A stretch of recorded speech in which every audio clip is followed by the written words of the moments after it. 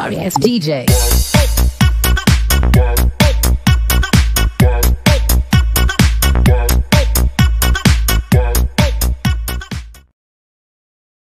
Bismillahirrahmanirrahim. Assalamualaikum warahmatullahi wabarakatuh.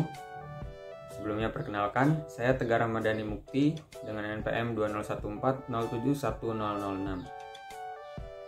Saya merupakan mahasiswa dari jurusan Teknik Pertanian, Fakultas Pertanian, Universitas Lampung. Di sini saya akan menjelaskan beberapa materi untuk melaksanakan tugas yang diberikan oleh dosen pengampu saya, yaitu Dr. Marelita Laumbanua, STP MSc, dengan mata kuliah Motor Bakar dan Traktor Pertanian. Untuk mengenai materi yang akan saya bawakan, simak video berikut ini. Dalam materi hari ini, saya akan membawakan sebuah judul, yaitu Sistem Kelistrikan pada Kendaraan. Kita mulai dari pengertian. Kelistrikan mobil merupakan kesatuan sistem kelistrikan otomatisasi yang memang dimaksimalkan guna menghidupkan mesin serta mempertahankannya agar tetap hidup. Berkenaan dengan itu, sistem kelistrikan mobil sendiri terbagi menjadi beberapa bagian. Namun, bagaimana cara kerjanya? Cara kerja dari sistem kelistrikan pada kendaraan yaitu dengan mengoperasikan saklar utama sistem penerangan. Pada saat saklar utama sebelah kanan kita putar 1 kali, maka lampu kota harus hidup. Dan bila kita putar 2 kali, maka lampu kota dan lampu kepala harus hidup. Pada saat lampu kota masih hidup, maka lampu-lampu yang lain harus hidup, antara lain lampu pada meter kombinasi, lampu plat nomor, dan lampu kota belakang. Jika saklar sebelah kanan kita geser ke belakang, maka lampu tanda belok sebelah kanan harus menyala, dan bila digeser ke depan, maka lampu tanda belok sebelah kiri menyala. Apabila digeser ke atas, maka lampu jarak jauh akan menyala sesaat sesuai saklar yang kita geser tadi. Apabila kita geser ke bawah, walaupun kita lepas, maka lampu kepala yang menyala adalah lampu jarak jauh. Tombol menghidupkan lampu hazard terletak di sebelah depan saklar utama untuk lampu hazard.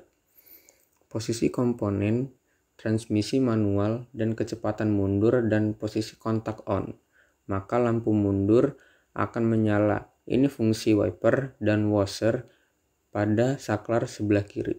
Lampu rem mobil akan menyala saat pedal rem diinjak. Untuk lampu ruangan dapat menyala pada saat pintu terbuka atau memang saklarnya dihidupkan oleh penumpang maupun sopirnya. Pada sistem kelistrikan pada kendaraan ini memiliki fungsi komponen sistem kelistrikan kendaraan. Di antaranya yaitu suplai arus. Suplai arus komponen pertama dari sistem kelistrikan pada mobil yaitu komponen penyuplai arus. Komponen arus memiliki fungsi yang cukup penting, yakni untuk menghidupkan berbagai sistem elektrikal, maka perlu disediakan arus listrik. Yang kedua ada input. Komponen kedua dari sistem kelistrikan pada mobil yaitu input. Untuk input sendiri mempunyai fungsi sebagai komponen untuk mendeteksi kapan sebuah sistem akan aktif. Komponen input contohnya ialah saklar dan juga sensor. Yang ketiga ada sistem kontrol. Komponen ketiga dari sistem kelistrikan pada mobil yaitu sistem kontrol. Pada mobil yang mengusung sistem computerized analytic akan ditemukan atau terdapat sistem kontrol. Mobil-mobil ini menggunakan rangkaian prosesor komputer untuk mengaktifkan kinerja mesin dan bodi mobil. Yang keempat ada output. Komponen keempat dari sistem kelistrikan pada mobil yaitu output. Jika ada input, maka ada output. Input fungsinya untuk mendeteksi dan komponen output berfungsi sebagai aktivasi sistem elektrikal. Contohnya aktuator, bisa Anda temukan pada lampu-lampu dan komponen mesin. Pada komponen yang terakhir yaitu ada wiring harness. Rangkaian kabel atau wiring harness merupakan komponen yang tidak kalah penting. Fungsinya untuk mengalirkan listrik dari baterai menuju seluruh bagian elektrikal. Wiring harness terlihat seperti kabel biasa, namun Anda perlu mengganti satu rangkaian wiring apabila terjadi kerusakan pada salah satu kabel. Hal ini karena baik resistensi kabel, panjang kabel, dan kondisi soket sudah disesuaikan.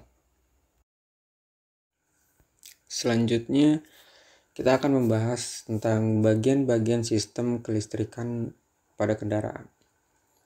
Kelistrikan mobil ialah sistem kelistrikan otomatisasi yang dipergunakan untuk menghidupkan mesin serta mempertahankannya agar tetap hidup.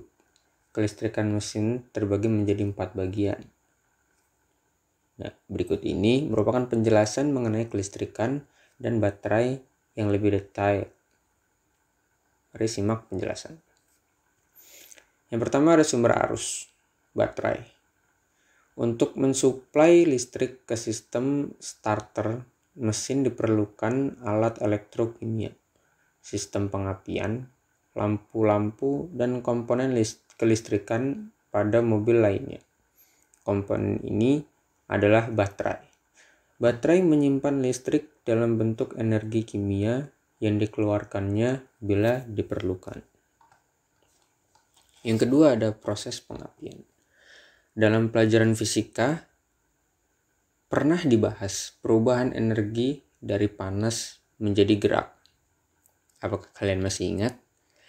Begitulah komponen mesin mobil dapat hidup karena adanya panas akibat pembakaran campuran udara dan bahan bakar di silinder. Kemudian, akibat pembakaran tersebut dirubah menjadi gerak oleh piston dan komponen lainnya. Agar proses pembakaran tersebut dapat sukses atau berhasil, maka disinilah peran dari sistem pengapian. Kemudian ada starter. Mesin memerlukan tenaga dari luar untuk memutarkan poros engkol dan membantu untuk menghidupkannya, maka saat mesin mendapatkan tenaga dari luar mesin, dapat hidup atau start dengan sendirinya. Seperti namanya starter, berasal dari kata start yang artinya memulai. Dan yang terakhir ada sistem pengisian. Tadi sudah dijelaskan bahwa energi baterai akan dikeluarkan terus-menerus dan perlu adanya sistem untuk mengisi ulang daya atau energi baterai tersebut. Untuk mengisi kembali baterai, maka sistem pengisian akan memproduksi listrik dan menyuplai kelistrikan pada saat mesin dihidupkan ke komponen yang memerlukan. Untuk pembahasan yang terakhir, saya memiliki sebuah contoh kasus kerusakan pada sistem kelistrikan pada kendaraan ini dan cara penanganannya. Saya ambil salah satu saja karena terlalu banyak ya, yaitu aliran listrik pada busi bocor. Jika kita mengetahui aliran listrik pada busi bocor, lalu cara mengatasinya bagaimana sih? Cara mengatasinya sering-sering cek keadaan busi pada kendaraan Anda. Jika busi sudah tua, sebaiknya secepatnya diganti dengan yang baru untuk menghindari busi bocor. Penggantian busi sendiri tergantung dari sering atau tidaknya mobil tersebut dipakai. Karena jika sering dipakai, busi tersebut juga otomatis sering bekerja.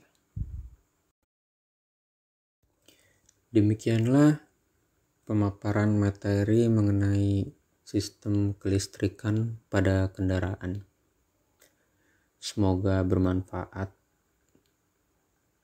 Dan sampai sini saya cukupkan. Apabila ada kesalahan, mohon dimaafkan karena ini adalah bagian dari pembelajaran kita. Saya akhiri. Wassalamualaikum warahmatullahi wabarakatuh.